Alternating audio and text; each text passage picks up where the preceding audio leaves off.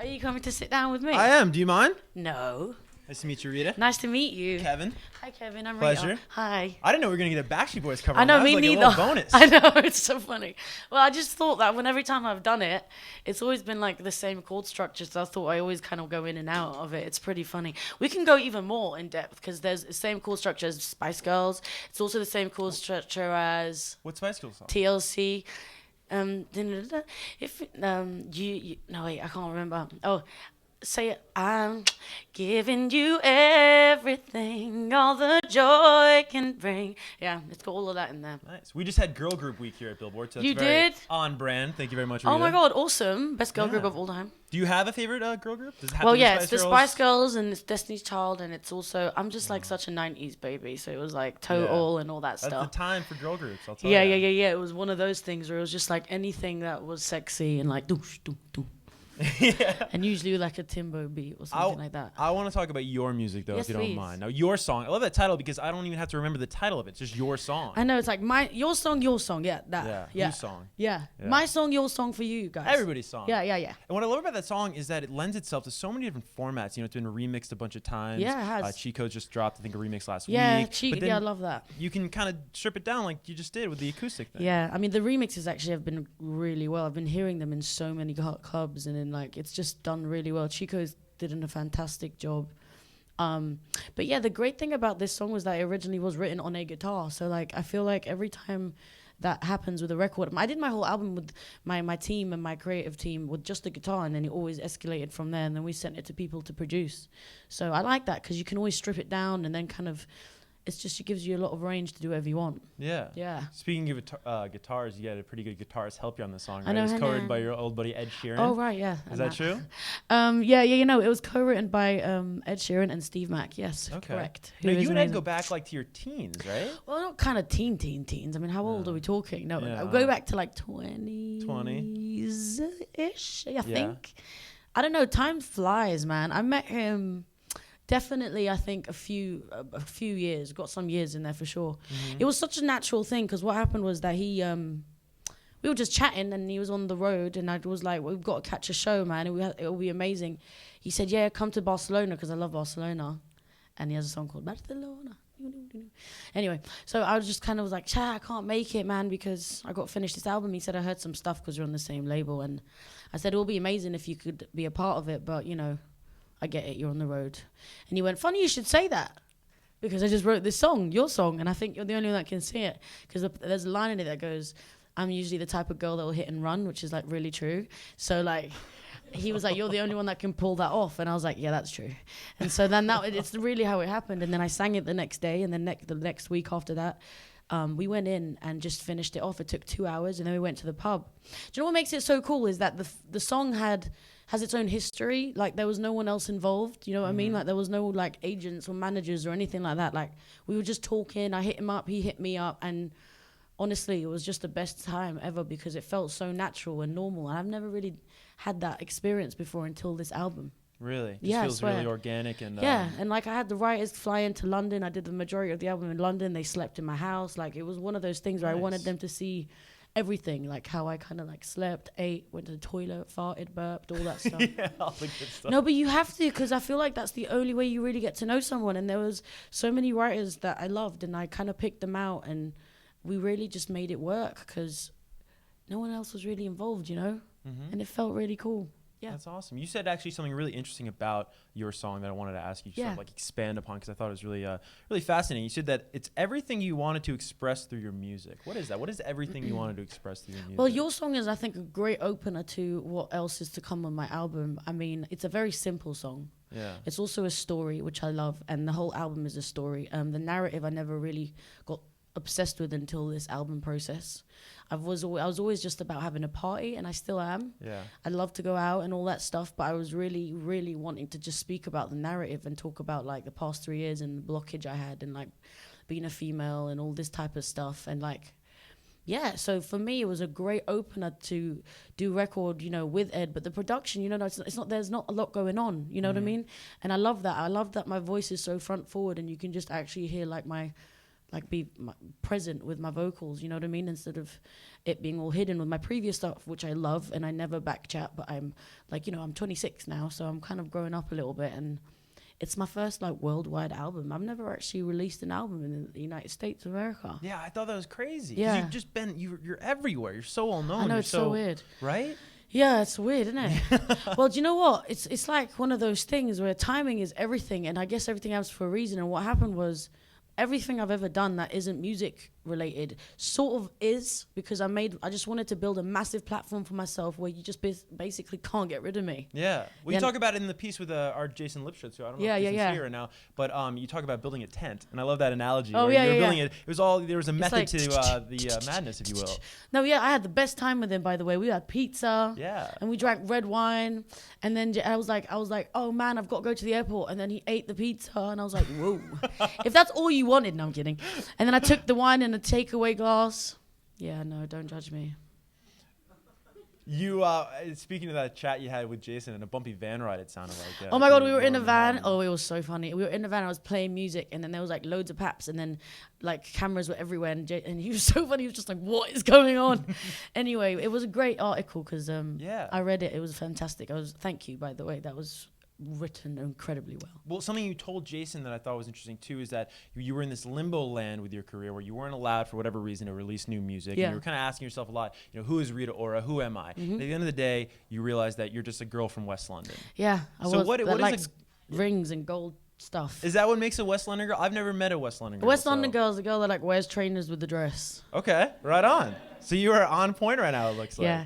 No, do you know what it was? I mean, I'm not going to lie. Like, my confidence was gone. Like, I was completely shut down. I was just like, what if this never happens again? I was dealing with some people that carry some heavy machinery in this industry. Do you know what I mean? Like, I was really nervous because I respected everybody that brought me into the game. And I had so much that I've seen in my years, like of being signed to my last deal for like 7-8 years, that taught me so much. And I met my idols, and I learned about being like an independent musician and being outspoken. And it was the only thing I really thought I had to do to save my freedom of being a musician. And I just did it, and it worked out for the best. And it's like now a fresh start, and I really do feel comfortable and just like, you know, free. And like, I respect everybody that's ever helped me along the way, and they're my idols. And you know what I'm saying? Yeah, like, I just had a moment where I was like, what am I going to do? So I went home, and then I ended up just finding myself again. So it was awesome. That's awesome. Yeah, man. It was really cool. So can we talk about this album that's on the way? I'd love to, yeah. All right. Do we know when we're going to get this album yet? Do we have a date? Well, yeah, it comes, quarter? I mean, it's this year, the end of the year. I would like to say, I mean, my label's about to kill me, but I would like to say November because it's my month of my birthday. Oh, all right. But I'm just going to say fall, whatever that means. Fall. But like, this album is like, it's done in my eyes, in my opinion. Yeah, it's just in the mixing, mastering process. Yeah, I'm very happy with it. I'm proud of it. There's moments in there that have this girl power, which features like Mo and Stara, who I love, an incredible writer, and you know, Charlie XCX, and then Julia's in this. You know, we wrote stuff with her, and I just had the best time, man. It just felt so organic and natural, and it's not like overproduced. It's wicked. It's awesome. I mean, you kind of alluded to some of the names there, but it really is an all-star cast for this album. I'd love to just kind of run through some names, maybe tell a story, maybe comment on the experience working with these people. Oh my God, yeah. But I think Chris Martin from Coldplay is involved with the record in a little way. Oh, it was so well. I supported Coldplay on tour a long time ago. Okay. My first ever tour. You say that so casually, like the biggest band in the world. Okay, I went from like doing 100 people in Notting Hill Gate in like a pub to like going on stadium tours supporting Chris because Coldplay wanted me, to open up. It was me and Robin, which was amazing, who I love. Anyway, so that's how I got to know the boys at Coldplay. And I was working with Stargate, who worked on the previous Coldplay record. And, you know, I just told Chris I was in there, and he just came through. I mean, do you know what happened? It just turned into an open revolving door. People genuinely came in and were just like wanting to be involved, which I've never experienced before, you know? Why do you think that was then? Because I definitely was a bit locked away from a few situations previously. So like, this was just like, hey, come on through, like, open door. And so Chris came through, and like we worked on some stuff on a song that Julie and Justin wrote, and Chris came in and put some guitar and keys, and then we wrote a whole nother song about my mum. and that was amazing. And so that's how this album really kind of so made cool. sense. Yeah, it was awesome. Yeah. What was it like working with Julia and Justin? Oh, fantastic. I mean, I'm so happy with everything that's happening with Julia. It's awesome. She's got such a cool great seeing her voice. success? I mean, look, she's one of the reasons she's made people's careers with the songs that she's written. You know what I mean? So I'm happy to see her. And the same with Stara, like having her on my record. It's like she's written so many amazing songs. So to have her be a part of anything I'm doing is like, yes. And she's so down. She's the homie. Yeah. Yeah.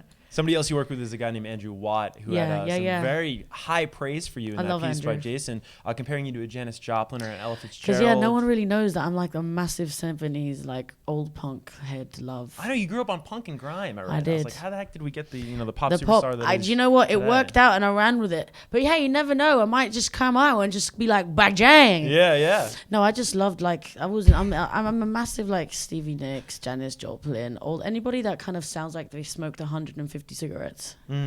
That's the mark.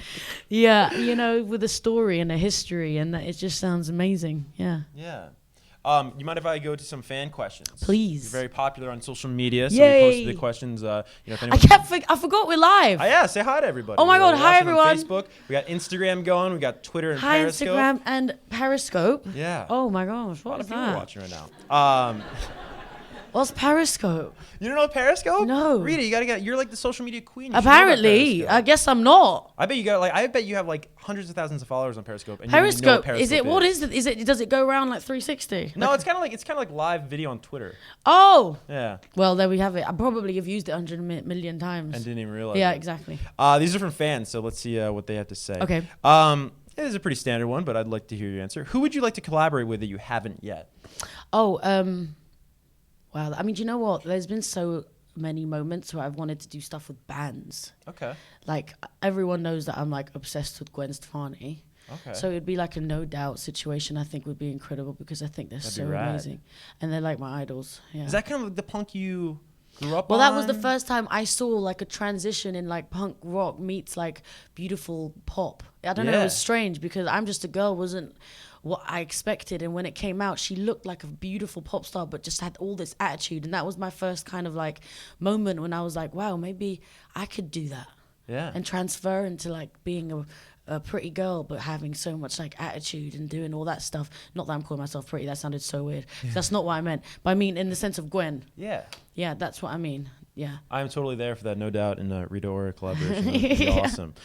Here's one from another. You do a lot of things. You're not just a musician, of course. Yeah. You're a TV host. You're an actress. I know, it's so weird. This person wants to know: will you be appearing in another season of America's Next Top Model? Can we say yes or no? Well, at this moment, I don't have any plans to. Okay. But I never close the doors. I've been cussed out by my friends many times, being like, man, just shut the door. Like, just split up with them and just call it a day. And that's what I mean about not shutting doors. So I don't shut doors. You know what I'm saying? So, like... Don't burn bridges. Yeah, I mean, bridges that never needed to be burned. And obviously, I had the best experience ever. But you liked it? I now moved on to network television, so that was exciting. The boy band is that on ABC? That on ABC every Thursday. I don't know. I think 5 p.m. LA time. I don't know what time that is here, like 8 or something. Yeah, that'd be 8 here. Yeah. Ooh, see that? But yeah, it's good. I just love to work. Again, it's like all the platforms I've ever done that people may think, well, how does that help her with her music? Well, it does, because it builds for me a big platform to just have I guess, I don't know, a way to express myself, innit? This person, we have a detective on social media, it sounds like. Did you ever catch the person that hacked your Twitter that one time? Oh my God, yes. No, yeah. I didn't. Hunted him down? I wish. Do you know how many people I would catch from all the situations that I see on Twitter? I had to stop reading it. Yeah. I really did. I went Ed Sheeran on everyone. I just thought, you know what, no more comments. Don't look at things. It's just unnecessary. I just post what I love and that's it. Yeah. Yeah. It's a good mentality. It's a good yeah, you have to. It took me a while. Yeah. Yeah, you get addicted to it, and then it took me a while to just kind of be like, whoa. Yeah. Let's get to like one or two more, and then we'll wrap things up. Have there been any... this is cool, actually. I'm actually fascinated by this one. Have there been any moments in pop music during this writing cycle for this forthcoming sophomore album of yours that have influenced your sound? Something that caught your ear, maybe, or a moment where you're listening to a song in the world of pop music? Oh, my goodness. Like, so for the 2 to 3 years that I wasn't putting out any stuff... Yeah. I basically found all my writers that did this album with me based on the music that was coming out. So like, Let Me Love You, which is Andrew and Ellie and Brian, the DJ Snake Justin Bieber song. I was like, need to hear that. And then what other stuff? There was like some stuff from these boys from London called Rituals, who are just like they just have amazing sounds. They're on the album. And Georgia Koo, who helped me write some stuff too, who wrote some. You see, I just went into my research mode. I started to see like the backtrack of who did what happened, who mixed what, and and then I made my own team. Yeah. Yeah. And we're going to get the finished product, it sounds like, later this year. I can't wait. Exciting. I'm so excited. Last thing here from the fans. Do you ever consider a British audience versus a U.S. audience? Because you are this international star. When you're choosing songs, when you're writing songs, do you consider, like, the differences in audiences? What, like adjusting the songs to the crowds? Yeah, just like, how would America feel about this? How would Britain feel about this? Do you ever give thought to something like that? Or is music just music at the end of the day? I think it's like, obviously there's different territories and whatever, but music is music. It's like, you just have to do it for the people, right? Yeah. Just like a show. You just do it. You wouldn't go to a show if you didn't know them or like them. You know what I'm saying? So I think you just do it like that. You got to approach it like that. Definitely. Well said, Rita. Yeah. Congratulations on the success so far of your song. And I'm excited to see what happens in the next coming months and this fall. It sounds like we're going to get a present from you. Oh, well, thank you, Billboard, for always looking out for me and supporting me and writing that really cool article and letting me sing. It was a real pleasure. And Jason's here. I just saw Jason. Where is he? There's your BFF. Pizza Boy. Wine. Van. No. Thank you. Jason has a new nickname now. Thank you very much for watching. All right. Thanks for thank you.